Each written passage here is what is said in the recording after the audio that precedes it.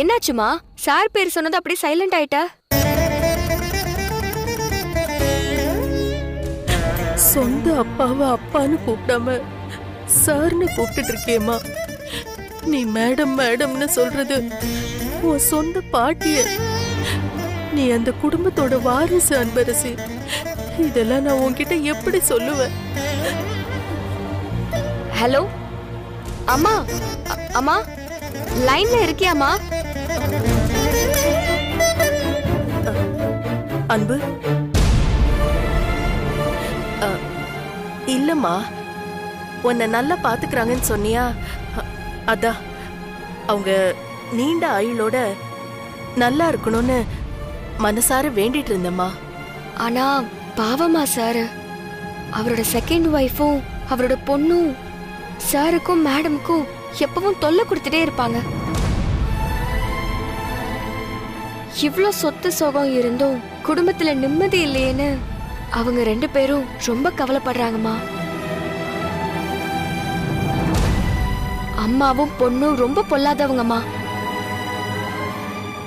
எப்பவும் ஏதாவது கெட்டது பண்ணணும்னே இருப்பாங்க. எனக்கு கூட அப்பப்ப ஏதாவது தொந்தரவு கொடுத்துக்கிட்டே இருப்பாங்க.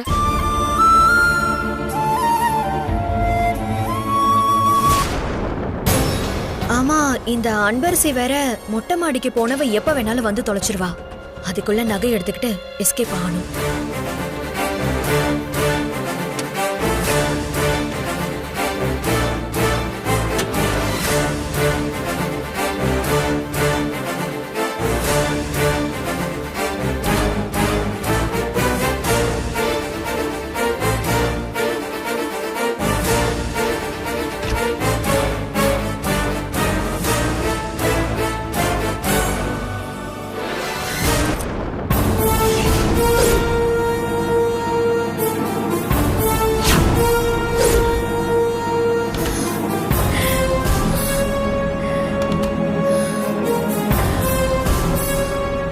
அப்பாடா, யாரும் பார்க்காம ஜுவல்ஸ் எல்லாத்தையும் எடுத்துட்டு வந்துட்டோம்.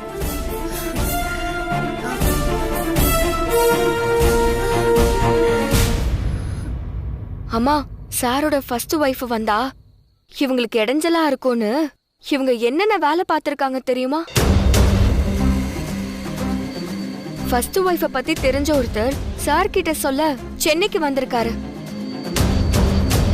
இந்த விஷயம் சிவகாமி மேடம்க்கு தெரிஞ்சு அவங்க அப்பாவை வச்சு வர வழியிலே ஆக்சிடென்ட் பண்ணிட்டாங்கம்மா. இவங்களோட ஒரே நோக்கம் சாரோட சொத்து மட்டும்தான். அதுக்காக என்ன வேணாலும் பண்ணுவாங்கம்மா. ஆனா ஒரு நாளும் அநியாயம் ஜெயிக்காதுமா. ஏதோ இப்போ இவங்க பக்கம் காத்து அடிச்சுக்கிட்டு இருக்கு. என்னைக்காவது ஒரு நாள் சாரோட ஃபர்ஸ்ட் ஒய்ஃபும் அவரோட பொண்ணும் வரதான் போறாங்க. அன்னைக்கு இவங்களோட ஆட்டம் மொத்தமா முடிஞ்சிடும். அன்பரசி, உன் நல்ல மனசுக்கு உன் வாயில இருந்து நல்ல வார்த்தையா வருது. ஆனா இது ரொம்ப கெட்ட காலம் அன்பரசி.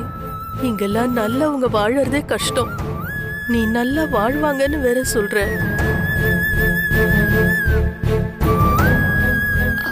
அம்மா, அம்மா, அவங்க எல்லாம் வரமாட்டாங்க அன்பு. அம்மா, அது எப்படிமா நீ உறுதியா சொல்ற? அது இவ்ளோ நாளா வராதவங்க இனிமே எங்க வரப்போறாங்க?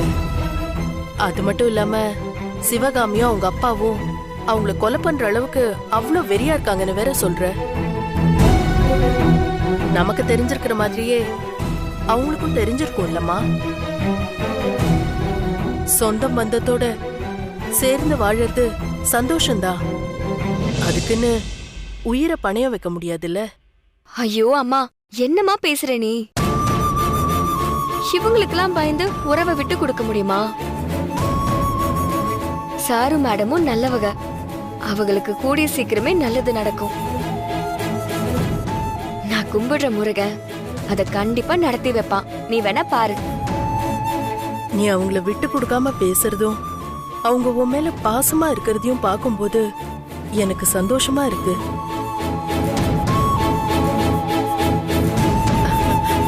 அப்படி நடந்தா எனக்கும் சந்தோஷம்தான் அன்பு. அன்பு, நீ அந்த சிவகாமி கிட்ட கொஞ்சம் ஜாக்கிரதையா இரு. தப்பானவங்க கிட்ட கொஞ்சம் தள்ளி இருக்கிறது நல்லதுதான். சரிம்மா, நான் பாத்துக்கிறேன்.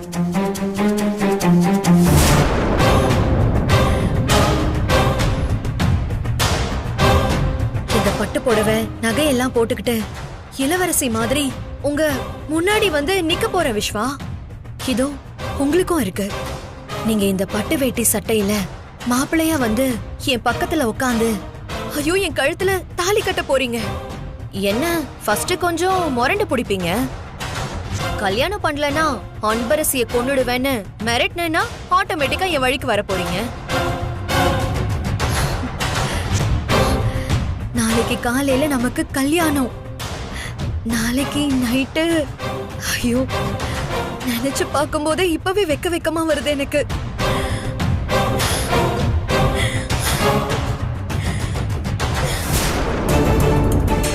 அன்பரசி, உனக்கு காலேஜ்ல ஒருத்தர் உதவி பண்றாரு, யாரோ லெக்சரர்னு சொன்னியே, அவர் பேர் என்னமா? அது வந்து விஸ்வா சர்மா. அவர்தான்.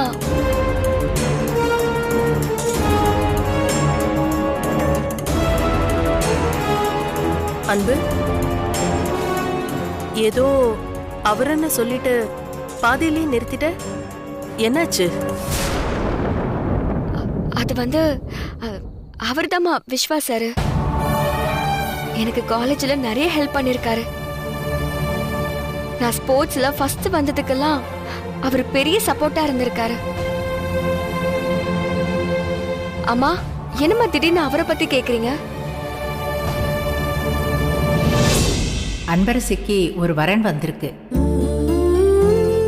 வசதியான குடும்பம். பையன் காலேஜில் லெக்சரராக வேலை பார்க்குறான். சின்ன வயசுலேருந்தே எனக்கு தெரியும். ரொம்ப நல்ல பையன்.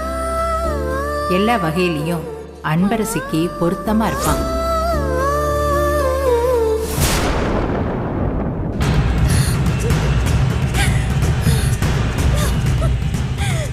Ananya, control yourself. நாளைக்கு விஸ்வா உன் கழுத்துல தாலி கட்டுற வரைக்கும் நீ மூச்சு விடுறது கூட வெளியில போக கூடாது. புடவை நகை எல்லாத்தையும் ஃபர்ஸ்ட் பேக் பண்ணி வைக்கணும்.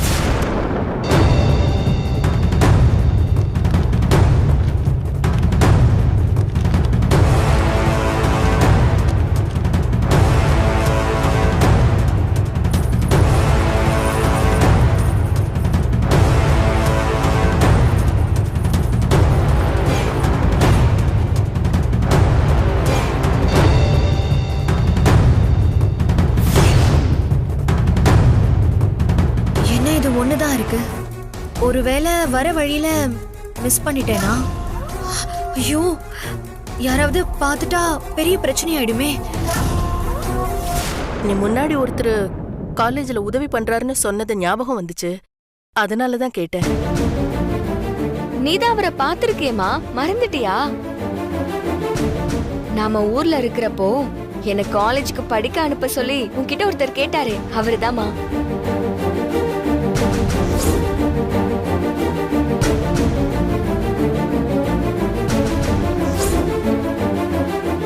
ஓ, அந்த தம்பியா?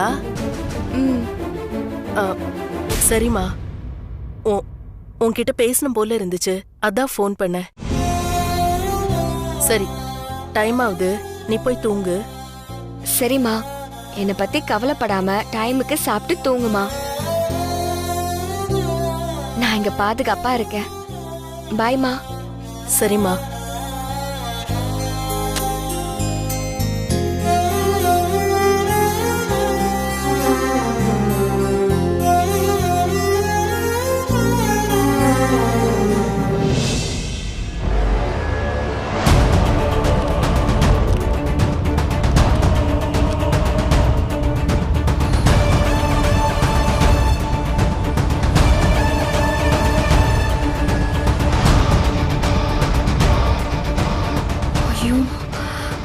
எங்கன்னு தெரியலையே.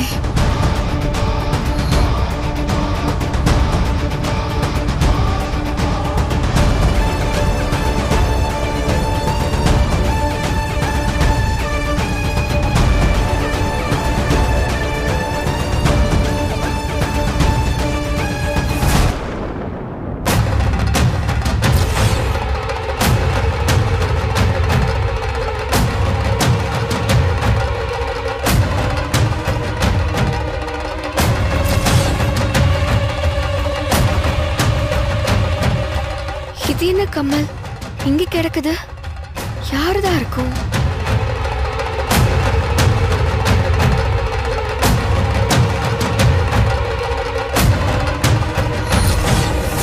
ஐயோ, யாரு கையில கிடைக்க கூடாதோ அவளே அதை எடுத்து வச்சுட்டு நிக்கிறா. ஐயோ, இப்ப என்ன பண்றது? இத மட்டும் அவகிட்ட இருந்து வாங்கலனா அவ பாட்டி கிட்ட எடுத்துட்டு போய் கொடுத்துருவா. பாட்டி மட்டும் இந்த நகையை பார்த்தாங்க, நகையை காணோன்னு பெரிய பிரச்சனை ஆயிடும். என்ன ஆனாலும் பரவாயில்ல, நாம போய் அவகிட்ட இருந்து வாங்கிடுவோம். ஏய்,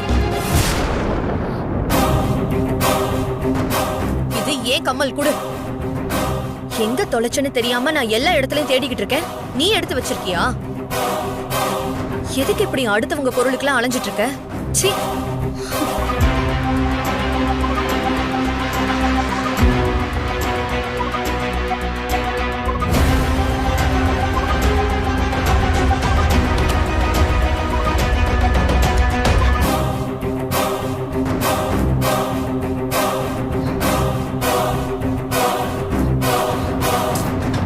என்ன இது?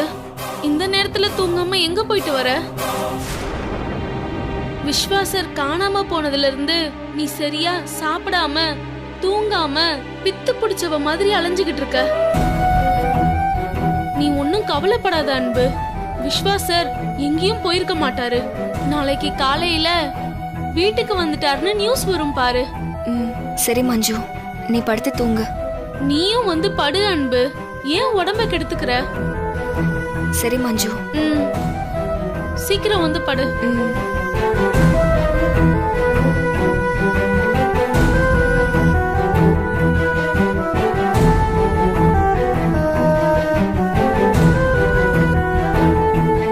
விஸ்வாசர் வீட்ல இருந்து என்ன பொண்ணு பார்க்க வந்தப்போ கோவப்பட்டு அனன்யா என் கழுத்தை புடிச்சு நெரிச்சா.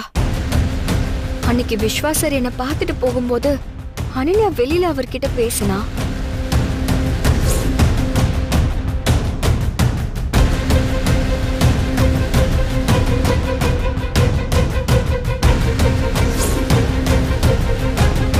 விஸ்வாசர காணோன்னு பத்மா மேடம் கோவத்துல இருக்கிறத தெரிஞ்சுக்கிட்டு அனன்யா தான் அவங்கள இங்க கூட்டிட்டு வந்திருக்கா.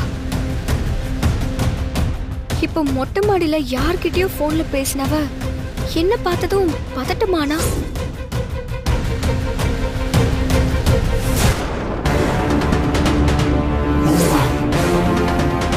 இந்த நேரத்துல கம்மல தொலைச்சிட்டேன்னு தேடிட்டு வரா. இது ஏன் கம்மல் கொடு.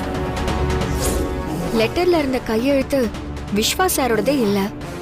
விஸ்வாசார் என்ன விரும்புறது அனன்யாவுக்கு தான் பிடிக்கல. அவரு காணும்னதும் பத்மா மேடம்க்கு என் மேல கோபம் வர மாதிரி பண்றா. இதெல்லாம் சேர்த்து வச்சு பார்க்கும்போது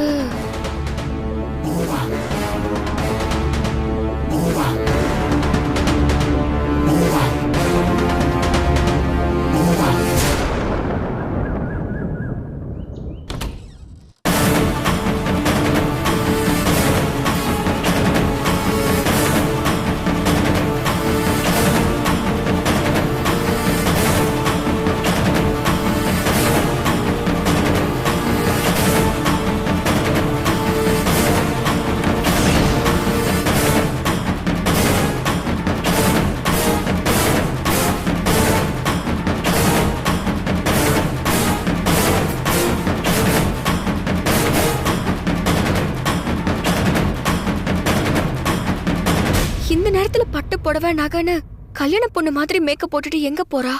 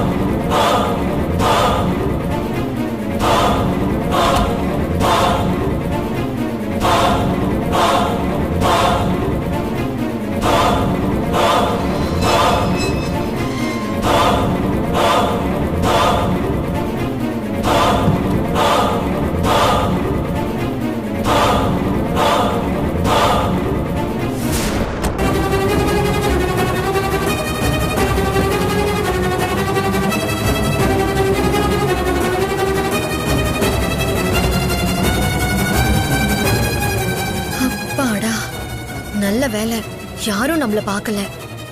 இன்னும் கொஞ்ச நேரத்துல விஸ்வா என்னோட ஹஸ்பண்ட் ஆக போறாரு. அதுக்கப்புறம் யாரும் எங்களை பிரிக்க போறது கிடையாது.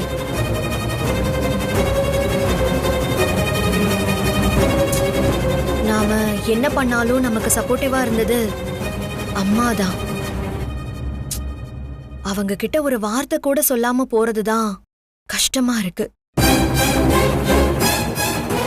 அனன்யா, எதுக்கு இப்போ கன்ஃபியூஸ் ஆயிட்டு இருக்க?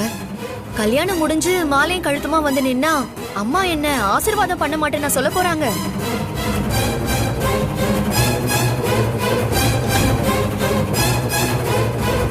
அதிகமா யோசிச்சு டைம் வேஸ்ட் பண்ணாம ஒழுங்கா வண்டி எடுப்போம்.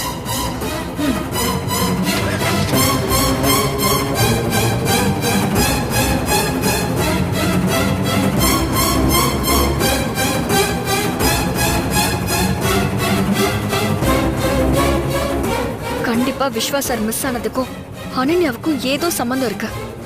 இவ்வளவு பிடிச்ச விஸ்வா சாரை கண்டுபிடிச்சிடலாம்.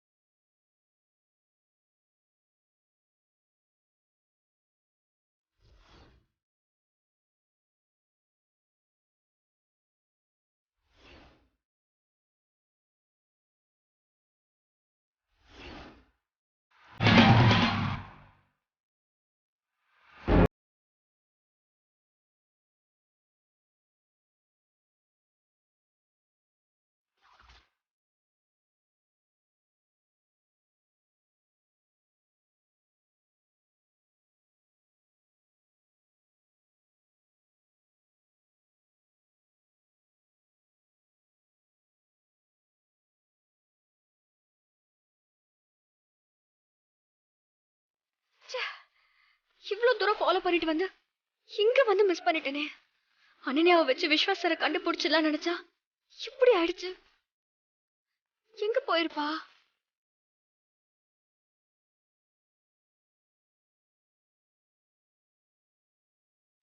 அன்பரசி, விஸ்வா சாரை காப்பாத்துறதுக்கு இதுதான் உனக்கு கடைசி வாய்ப்பு.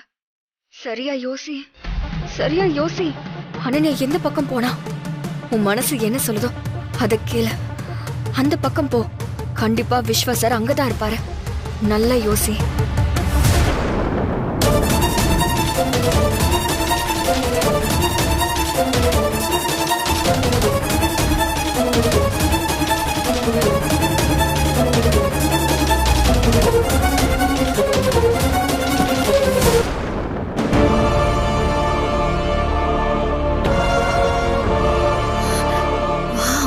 அனன்யா, நீயா இது?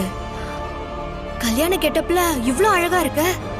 அம்மா மட்டும் இப்ப கூட இருந்தாங்கன்னு வச்சுக்கோயேன், பார்த்து அப்படியே அசந்து போயிருப்பாங்க. என்ன பண்றது, அவங்கள கூட வச்சுக்கிட்டு என்ன பண்ணாலும் ஃபெயிலியர் ஆயிடுது. சரி, விஸ்வாவை கல்யாணம் பண்ணிட்டு போய் எல்லாருக்கும் சர்ப்ரைஸ் கொடுக்கற மாதிரி அம்மாக்கும் கொடுப்போம்.